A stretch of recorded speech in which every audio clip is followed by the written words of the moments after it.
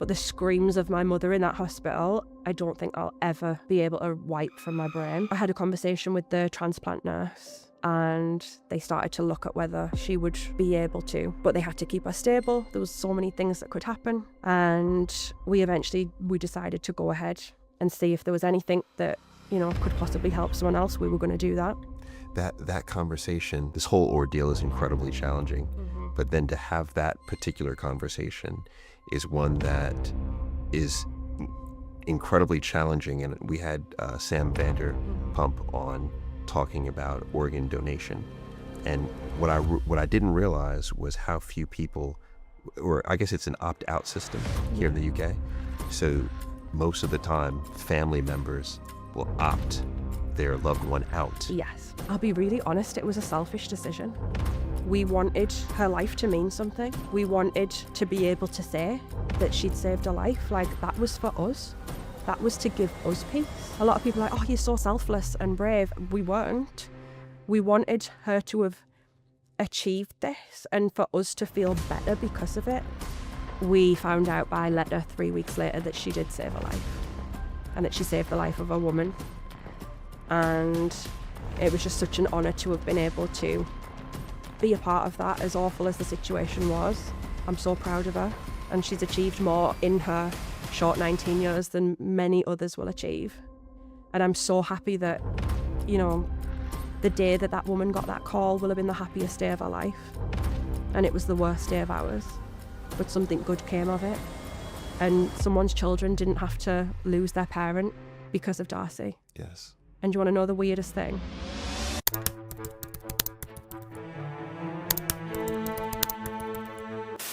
Could we talk about your sister? We can. Okay. Oh. Tell me about first growing up. Okay. So we have a big age gap. So I never really got that sisterliness that you get from having a close sibling. We didn't get raised as sisters. I was more like her auntie, I would say, in a way, because it was kind of like I was my mum's sister and I was like an extra mother to her. Yes. So, and also I would imagine that you were 13 when she was born. Yeah. But then just a few years later, I'm on Geordie Shore. So I'm actually only living at home. I moved out when she was 9. Wow. And I was on Geordie Shore from when she was 5. Obviously, I'd buy her everything she ever wanted, and that's what I was. I was the money, the clothes, and because I lived away as well, it was difficult. I didn't get to see her very often. But as soon as she turned 16, I was like, this is my time now. She's getting to the age where she's going to think I'm cool, and she wants to speak to me and hang out with me. So as soon as she turned 16, I started reaching out and asking her about boys, and she started messaging me about boys and girls and the experiences that she was having. And she would come to me a hell of a lot with certain things that she couldn't tell my mum. And I kept every single one of her secrets, and I always will. Wow. So it's almost like she had two moms in a way. She had a cool mom and then she had a real mom. Yeah. Which I would imagine was such a blessing for her. I hope so. To have. Yeah. And as she got older, before she went to secondary school, my mum did sit her down and say, look, Darci, this is what Holly does. This is the things that the girls at school might say to you. And they did. This is just what you need to be aware of. So she lived with it and still wasn't aware of it until she was 11, until we made her aware of it. Interesting. She'd never watched the show.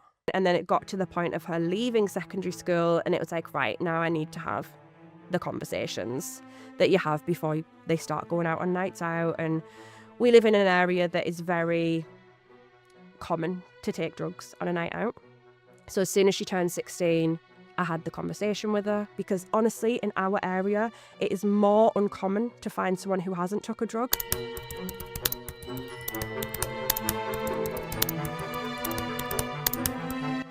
Than it would be to find someone who has. Wow. And at what age would you say kids are beginning to take? 17, 18. Okay. Yeah. And also too is when we talk about drugs, I think what people often confuse is that the types of drugs that we are using as a society over the years are changing drastically. 100%. So you have this conversation with her, and what's her response? She's just yeah, don't be stupid. I'm not even thinking about anything like that at this age, because she was 16 at the time. As she did get older, she did start letting me know when she'd had experiences with certain things. And my mum had let me know once that she had taken an amount of a pill, I'm not sure, and she had a bit of a bad experience on it. They rang an ambulance and it wasn't a good time, but she was okay. And I just want it to be known as well, like, we're not ashamed of her, and we're not ashamed of the choice that she made, because so many people do it. This night, she was going to Warehouse Project in Manchester, which she loved. She was going with her best friend, who she'd been best friends with since she was 6 years old.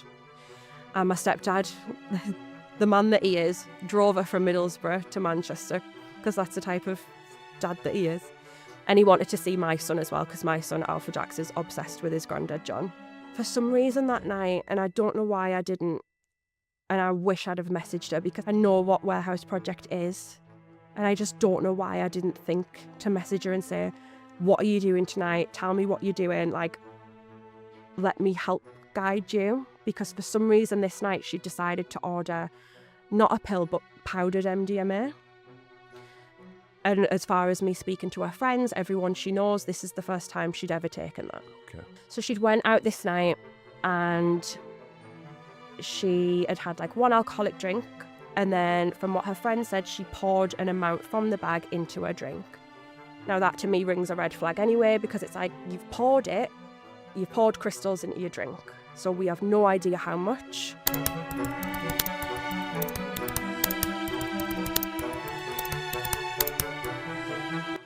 And obviously it was too much. So she's poured an amount into her drink. And she's dancing, she's okay, but then she throws up. So she's threw up in the crowd. And at this point, she's like shaking. A guy that she's seeing's there, so he takes her outside with his friend. And they sit outside with her. They get her 2 bottles of fresh water. She throws her drink away, the rest of it. She's apologising because she's worried that she's ruined everyone's night. And they're like, don't be daft, it's fine, it happens. And they wait with her until she feels okay again. And she does. She makes a few dancing videos, apparently. She brushes her hair. And she's okay. And I've heard from the guy that she was seeing that he made sure that she was okay before he let her kind of go back into the crowd again. She starts getting really paranoid. So she's not recognising people.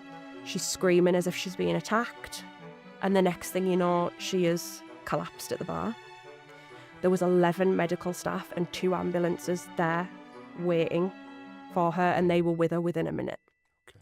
So they did absolutely everything they could. So her best friend has gone outside. He has got the paramedics. She's gone into cardiac arrest. They've got her back within a minute. Got her straight in the ambulance and on the way to Manchester Royal Infirmary. She was there probably less than 7 minutes, like very quick. She went into cardiac arrest again in A&E, but they got her back with chest compressions. And then at that point, obviously they're realising her temperature's sky high.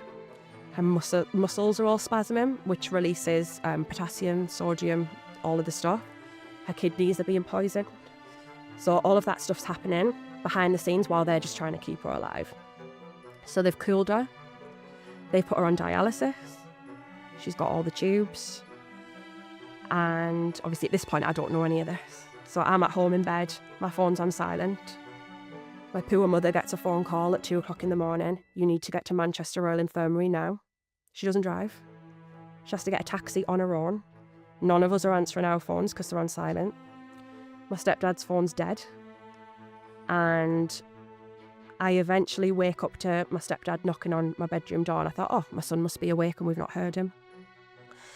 I check my phone. I've got 1 million missed calls and my heart just drops. I've got missed calls from the ambulance. I've got texts from the ambulance. I've got messages from my mum. So I'm in my pyjamas. We jump in the car and we drive half an hour. So I walk in. I said, you let me walk in first. I'll let you know if it's okay for you to come in. Oh, wow. You told this to your parents? Yeah. I said, let me go first. And I can let you know. What can you let them know? It's going to be the most traumatic thing they've ever seen in their life. So I walk in, and this is the first time that I let myself break, because I was like, oh my fucking God. She had tubes hooked up everywhere. It was honestly the scariest thing I've ever seen in my whole life. Hours and hours pass, and God, it gets to like 9 p.m. that evening. And we get took into a room.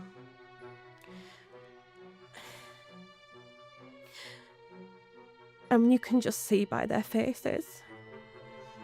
And he's like, the swelling in her brain is so severe. We've never seen anyone come back from this. And I said, can you get a second opinion? Like, I'm the one with the questions. So you've got my mum screaming in the way that you would imagine a mother be screaming. You'll have seen it on TV. Like, it's the same. It's so traumatic. My stepdad's silent, as men usually do. And I'm asking all the questions. And honestly, Paul, I hate to say that I'm kind of glad that it was so final, because if there was degrees of brain damage and she would have had a terrible quality of life because of it, my parents wouldn't have coped. At that point, that meant ringing around all the family. And I'm talking family members who we fell out with, family members who we haven't seen in 10 years. All of them made the journey 2 hours in the dark to the hospital. And we filled that relative's room at 2 o'clock in the morning. Even in that moment, I would imagine you're making calls. Yeah. I'm doing tours, 2 at the time, to her bedside, being like, right, who's next? Like, it feels so surreal to even understand and comprehend what I was doing. But just being like, right, who's next? Who wants to come next? Sitting our friends down, grabbing her hand, making her hold the hand, saying you can stroke her hair, tell her what you need to tell her, and then leave the room and get the next person. And I feel like that's the only way that I could cope at the time. It was the only control that I had. But the screams of my mother in that hospital, I don't think I'll ever be able to wipe from my brain. I had a conversation with the transplant nurse, and they started to look at whether she would be able to. But they had to keep her stable. There was so many things that could happen. And we decided to go ahead and see if there was anything that, could possibly help someone else. We were going to do that. That conversation is a conversation that is, this whole ordeal is incredibly challenging. Mm-hmm. But then to have that particular conversation is one that is incredibly challenging. And we had Sam Vanderpump on talking about organ donation. And what I didn't realize was how few people, or I guess it's an opt-out system here in the UK. So most of the time, family members will opt their loved one out. Yes. I'll be really honest, it was a selfish decision. We wanted her life to mean something. We wanted to be able to say that she'd saved a life. Like, that was for us. That was to give us peace.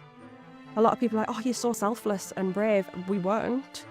We wanted her to have achieved this and for us to feel better because of it. We found out by letter 3 weeks later that she did save a life, and that she saved the life of a woman.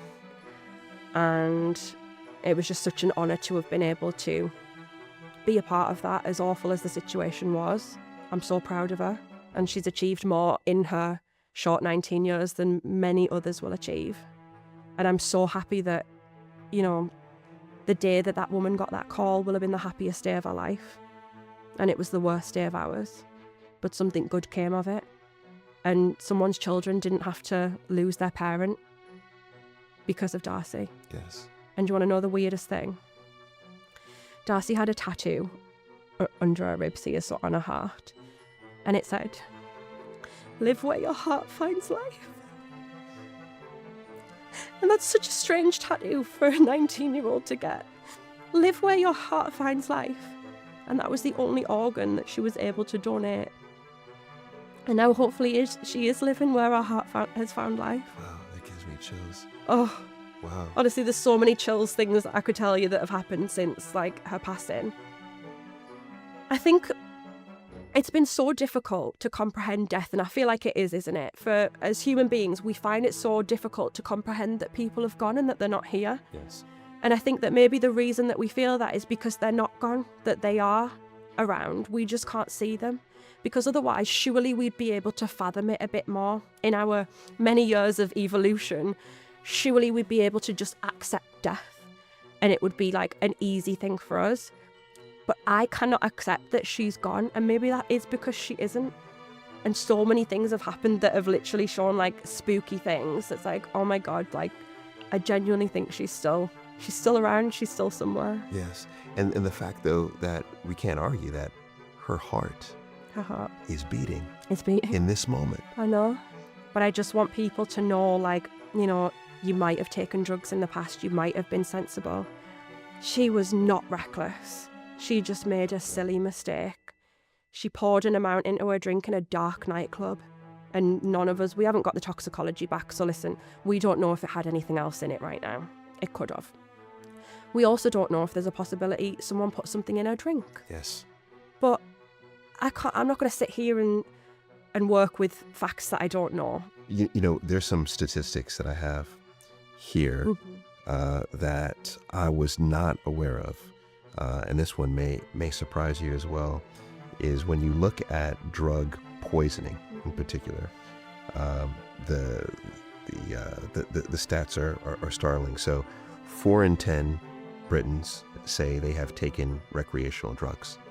From 1998 to 2018, there was a 441% increase in deaths from MDMA, right, ecstasy, in England and Wales. And then this one blew me away. The number of people in the UK who die from drug poisoning has increased by 91% Wow. in the last 30 years. Jesus. So it's at a place where many people would say it's epidemic levels.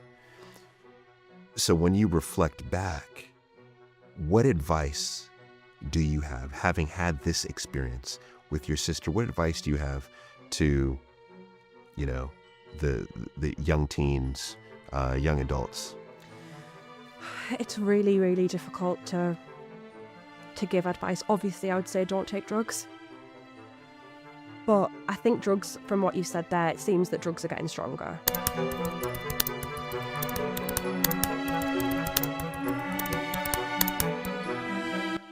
They're more potent, and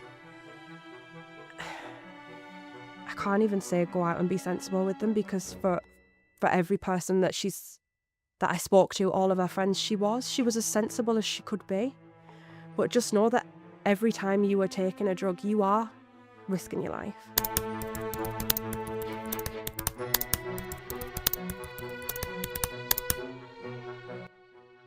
And that isn't a lie. It isn't blowing things out of proportion. And yes, it is, you know, maybe 1 in 10 or 20,000. I'm not sure on the actual numbers. I was obviously on ChatGPT trying to work all that out. But you are playing with fire every single time, and it is not worth it. You do not want to have to put your family and friends through what we went through, because it affects so many people. My parents are out of work now. They're worried about when they have to go back. They're trying to figure out what they're going to do. The house that they once lived in that was busy and messy is silent. And I promise you, it is not worth it for that slight high that you're going to get. And, you know, people still won't listen. People will still go out and they'll still do it. But if it's happened to me, it can happen to anyone. If it's happened to my family, it can happen to anyone. I found out I was pregnant. That was my last message to her. And she was so excited. And on the way down in the car, she was like, if it's a girl, it's going to be my best friend, because Alpha Jax is obsessed with Grandad John. That's her dad. And she was like, if this is a girl, this one's going to be my best friend, and I'm going to be the best auntie. Alpha Jax is her screensaver on her phone. Like, she was the best auntie, and she was honestly the funniest, best girl. She was such a good friend. And yes, she may have been slightly naive, but what a 19-year-old isn't? And it does make me feel guilty for getting everything I ever dreamed of, and she didn't even get a bloody chance to go and pass her driving test. She passed her theory though, which she was so proud of. And honestly, all she wanted in life was to get a little car, go to Starbucks, get a matcha latte, and just sing her songs in a car. She wanted to get her teeth done, and she wanted to go on Love Island. So my mum said to me, she went, I hope she's finding Caroline up there and they're making their own little Love Island. And she really believes that she will. She said she'll hunt her down.